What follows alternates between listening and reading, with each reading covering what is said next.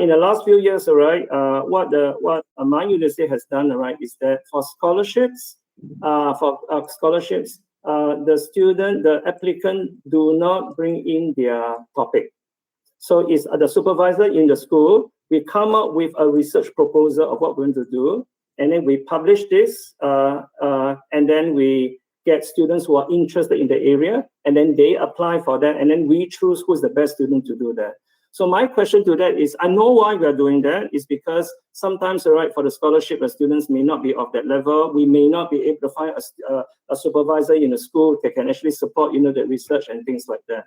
But when you're doing a research, right, for me, my own research, and then I got a PhD to come in, right, to do that. So is the PhD student a PhD student or a research assistant? To me, it's like a glorified research assistant. All right, now, how to build impact? The impact is my impact, it's not the student's impact.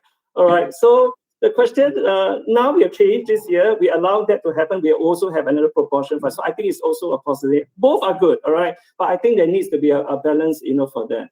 So for that to, how are you going to build the impact? I think that this is, again, you have got to look at whether when you're working with your supervisor, in each expert, area and build, that, do you have the opportunity to sort of move a little bit out, of it? So that is your supervisor's area, but you bring that little knowledge out and have another angle for that you can claim it is yours. All right, I think it is. So if I were to say, all right, take a quick example. I do a lot of work on guild appeals. All right, I mean it's not guild appeals, in marketing, and I do a lot of that. All right. So I started off, many years ago, and my dear PhD student is doing so well. I think I told him he should employ me. Right now, he's the CEO for global, for Amazon. All right. So, but while we were doing our work together, all right, I was developing with him on nostalgia. All right, on what is the nostalgia appeal, building in personal, historical, for that, and so on. And we did very well in that area. We were able to do a lot of things on, while we are talking about marketing, but we do a lot on tourism, in that area as well. So there was a good generalization for that.